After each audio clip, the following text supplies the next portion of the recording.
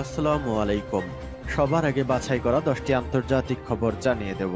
প্রথমেই থাকছে শিরোনাম, তবে তার আগে অনুরোধ থাকবে ভিডিওটিতে একটি লাইক দিবেন। ফিলিস্তিন জিন্দাবাদ জানিয়ে দিব হাতে থাকা সর্বশেষ আপডেট আন্তর্জাতিক সংবাদ। প্রথমেই সংবাদ শিরোনাম, ইসরায়েলি ইয়েমেনের হাইপারসনিক ক্ষেপণাস্ত্র ও ড্রোন হামলা। এরপর জানিয়ে দিব যুদ্ধবন্ধের নিশ্চয়তা পেলে বন্দি মুক্তিতে রাজি হামাস। এদিকে পারমাণবিক ইস্যুতে এবার রাশিয়া যাচ্ছেন ইরানের পররাষ্ট্রমন্ত্রী। আরও জানিয়ে দিব গাজায় ইসরায়েলি হামলায় প্রাণ গেল আরও 37 ফিলিস্তিনির। সর্বশেষ জানিয়ে দিব যুক্তরাষ্ট্রের বিরুদ্ধে কঠোর প্রতিশোধ নিল চীন। এতক্ষণ শুনছিলেন সংবাদ শিরোনাম, এবারে বিস্তারিত। তবে অনুরোধ থাকবে ভিডিওটিতে একটি লাইক করবেন এবং কমেন্ট করে জানিয়ে দিবেন কোন জেলা থেকে আপনি আমাদের এই ভিডিওটি দেখছেন। ইসরায়েলে ইয়েমেনের হাইপারসনিক ক্ষেপণাস্ত্র ও ড্রোন হামলা। ইয়েমেনি সশস্ত্র বাহিনী দখলদার ইসরায়েলের বিরুদ্ধে নতুন একটি অভিযান চালিয়েছে, যে অভিযানে ইসরায়েলের সামরিক লক্ষ্যবস্তুতে ড্রোন, হাইপারসনিক ও ব্যালিস্টিক ক্ষেপণাস্ত্র ব্যবহার করা হয়েছে।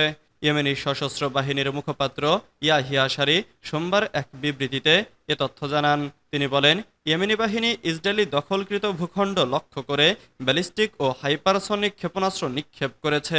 বিবৃতিতে বলা হয়, এই বিশেষ অভিযানে 2টি ব্যালিস্টিক ক্ষেপণাস্ত্র শত্রুর লক্ষ্যবস্তুতে আঘাত হেনেছে। প্রথম ক্ষেপণাস্ত্রটি ছিল হাইপারসনিক, যার নাম প্যালেস্টাইন 2। এটি আশদোদের পূর্বাঞ্চলে অবস্থিত ইসরায়েলি বিমান ঘাঁটি লক্ষ্যে আঘাত হানে। আর দ্বিতীয়টি ছিল জুলফিকার নামক ব্যালিস্টিক ক্ষেপণাস্ত্র, যেটি ইয়াফা অঞ্চলে অবস্থিত বেনগুরিয়ান আন্তর্জাতিক বিমানবন্দর লক্ষ্য করে ছোড়া হয়।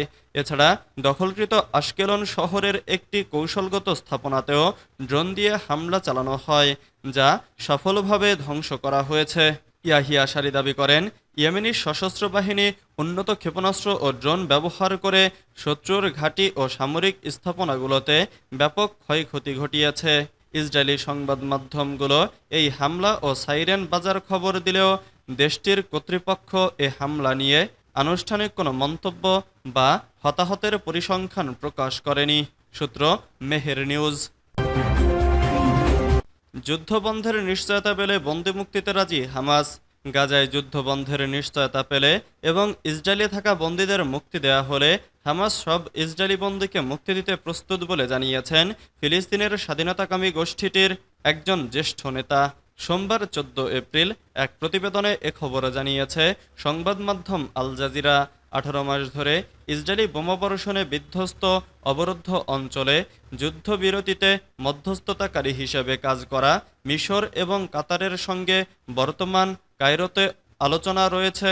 হামাস তাহের নামে হামাসের একজন জ্যেষ্ঠ কর্মকর্তা আন্তর্জাতিক একটি বার্তা সংস্থাকে বলেছে, বন্দি বিনিময় চুক্তি, যুদ্ধের অবসান, গাজা উপত্যকা থেকে ইসরায়েলি বাহিনী প্রত্যাহার এবং মানবিক সাহায্য প্রবেশের অনুমতির বিনিময়ে আমরা সব ইসরায়েলি বন্দীকে মুক্তি দিতে প্রস্তুত। তবে ইসরায়েল যুদ্ধবিরতির অগ্রগতিতে বাধা দিচ্ছে বলে অভিযোগ করেছেন তিনি। হামাসের ওই নেতা বলেন, বিষয়টি বন্দীদের সংখ্যা নয়, বরং সমস্যাটি হলো দখলদাররা তাদের প্রতিশ্রুতি ভঙ্গ করেছে, যুদ্ধবিরতি চুক্তি বাস্তবায়নে বাধা দিচ্ছে এবং যুদ্ধ চালিয়ে যাচ্ছে। তাই হামাস দখলদার ইসরায়েলকে চুক্তি বহাল রাখতে বাধ্য করার জন্য নিশ্চয়তার প্রয়োজনীয়তার ওপর জোর দিয়েছে, যোগ করেন তিনি। এদিকে সোমবার ইসরায়েলি সংবাদ মাধ্যম ওয়াইনেট জানিয়েছে, হামাসের কাছে একটি নতুন প্রস্তাব দেয়া হয়েছে। পারমাণবিক ইস্যুতে এবার রাশিয়া যাচ্ছেন ইরানের পররাষ্ট্রমন্ত্রী। পারমাণবিক ইস্যুতে যুক্তরাষ্ট্রের সঙ্গে আলোচনা শুরু করেছে ইরান। এবার এ বিষয়ে কথা বলতে রাশিয়া যাচ্ছেন ইরানের পররাষ্ট্রমন্ত্রী আব্বাস আরাঘচি। এর আগে শনিবার আব্বাস আরাঘচি ওমানে মার্কিন মধ্যপ্রাচ্য বিষয়ক দূত স্টিভ উইটকফের সঙ্গে আলোচনা করেছেন, যা 2015 সালের পারমাণবিক চুক্তি ভেঙে যাওয়ার পর সর্বোচ্চ পর্যায়ের আলোচনা। মার্চ মাসে মার্কিন প্রেসিডেন্ট ডোনাল্ড ট্রাম্প ইরানের সর্বোচ্চ নেতা আয়াতুল্লাহ আলী খামেনির কাছে একটি চিঠি পাঠিয়েছিলেন। এতে তিনি পারমাণবিক ইস্যুতে আলোচনার আহ্বান জানিয়েছেন এবং তেহরান যদি অস্বীকৃতি জানায় তবে সম্ভাব্য সামরিক পদক্ষেপের হুমকি দিয়েছিলেন। যুক্তরাষ্ট্রসহ পশ্চিমা দেশগুলো দীর্ঘদিন ধরে ইরানকে পারমাণবিক অস্ত্র অর্জনের জন্য সন্দেহ করে আসছে, যদিও এই অভিযোগ তেহরান ধারাবাহিকভাবে অস্বীকার করে আসছে। ইরানের ঘনিষ্ঠ মিত্র রাশিয়া ও চীন সাম্প্রতিক সপ্তাহগুলোতে তেহরানের সঙ্গে পারমাণবিক কর্মসূচি নিয়ে আলোচনা করেছে।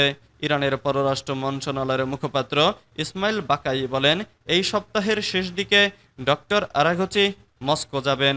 রাশিয়ার পররাষ্ট্র মন্ত্রণালয়ের মুখপাত্র মারিয়া জাখারোভা পরে এই সফরের বিষয়টি নিশ্চিত করে জানিয়েছেন, আরাঘচি সের্গেই ল্যাভরভ ও অন্যান্য রুশ কর্মকর্তাদের সঙ্গে দেখা করবেন। ইরানের পারমাণবিক কর্মসূচি নিয়ে তেহরান ও যুক্তরাষ্ট্রের উচ্চ পর্যায়ের প্রতিনিধি দলের মধ্যে প্রথম দফার বৈঠক শেষ হয়েছে শনিবার। ইরানের পররাষ্ট্র মন্ত্রণালয় ওই বৈঠক গঠনমূলক পরিবেশে এবং পারস্পরিক শ্রদ্ধার ভিত্তিতে পরিচালিত হয়েছে বলে উল্লেখ করেছেন।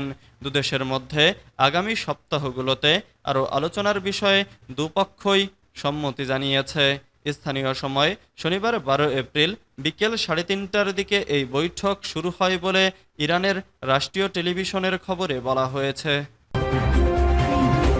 ইন্নানিল্লাহ, গাজায় ইসরায়েলি হামলায় প্রাণ গেল আরও 37 ফিলিস্তিনির। ফিলিস্তিনের অবরুদ্ধ গাজায় ইসরায়েলি হামলায় কমপক্ষে 37 ফিলিস্তিনি নিহত হয়েছেন। আহত হয়েছেন আরও শতাধিক। সোমবার 14 এপ্রিল এক প্রতিবেদনে এ তথ্য জানিয়েছে সংবাদ মাধ্যম আল জাজিরা। সংবাদ মাধ্যমটি বলছে, গাজায় ইসরায়েলিদের অবিরাম বোমাবর্ষণ অব্যাহত রয়েছে। রোববার গাজা উপত্যকা জুড়ে হামলায় কমপক্ষে 37 জন নিহত হয়েছেন, যাদের মধ্যে 6 ভাইও রয়েছেন যারা স্বেচ্ছাসেবক হিসেবে ক্ষুধার্ত ফিলিস্তিনিদের খাবার সরবরাহ করেছিলেন। বিশ্ব স্বাস্থ্য সংস্থা জানিয়েছে, গাজা শহরের আল আহলি আরব হাসপাতালে বোমা হামলার পর চিকিৎসা সেবা ব্যাহত হওয়ার কারণে এক ফিলিস্তিনি শিশুর মৃত্যু হয়েছে। হাসপাতালে হামলার ঘটনায় বিশ্বব্যাপী নিন্দা ও সমালোচনার ঝড় উঠেছে। এদিকে সর্বশেষ এই প্রাণহানির ঘটনায় গাজায় 2023 সাল থেকে চলমান ইসরায়েলি আগ্রাসনে মৃতের সংখ্যা বেড়ে 50,944 জনে পৌঁছেছে বলে গাজার স্বাস্থ্য মন্ত্রণালয় জানিয়েছে। যুক্তরাষ্ট্রের বিরুদ্ধে কঠোর প্রতিশোধ নিল চীন। যুক্তরাষ্ট্রের বিরুদ্ধে কড়া পদক্ষেপ নিয়েছে চীন। দেশটি জানিয়েছে, হিমালয় ঘেঁষা চীনের স্বায়ত্তশাসিত অঞ্চল তিব্বতের বিভিন্ন বিষয়ে অসদাচরণের অভিযোগে এ পদক্ষেপ নেওয়া হয়েছে। সোমবার 14 এপ্রিল ভারতীয় সংবাদ মাধ্যম দ্য হিন্দুর এক প্রতিবেদনে এ তথ্য জানানো হয়েছে। সোমবার এক নিয়মিত প্রেস ব্রিফিংয়ে চীনের পররাষ্ট্র মন্ত্রণালয় জানিয়েছে, তিব্বত ইস্যুতে অসদাচরণ করার অভিযোগে কিছু মার্কিন কর্মকর্তার ওপর ভিসা নিষেধাজ্ঞা আরোপ করা হয়েছে। প্রতিবেদনে বলা হয়েছে, এই সিদ্ধান্তটি এসেছে এমন এক সময় যখন মাত্র 2 সপ্তাহ আগে যুক্তরাষ্ট্র চীনা কর্মকর্তাদের ওপর নতুন ভিসা নিষেধাজ্ঞা আরোপ করে। যুক্তরাষ্ট্র অভিযোগ তোলে, তিব্বত ও আশেপাশের অঞ্চলে মার্কিন কূটনীতিক, সাংবাদিক এবং আন্তর্জাতিক পর্যবেক্ষকদের প্রবেশে বাধা দেওয়া হচ্ছে। চীনের পররাষ্ট্র মন্ত্রণালয়ের মুখপাত্র লিনজিয়ান জানান, তিব্বত সম্পর্কিত বিষয় চীনের অভ্যন্তরীণ ব্যাপার। তিব্বত নিয়ে চীনা কর্মকর্তাদের ওপর মার্কিন ভিসা নিষেধাজ্ঞা আন্তর্জাতিক আইন ও সম্পর্কের মৌলিক নীতিমালা লঙ্ঘন করে।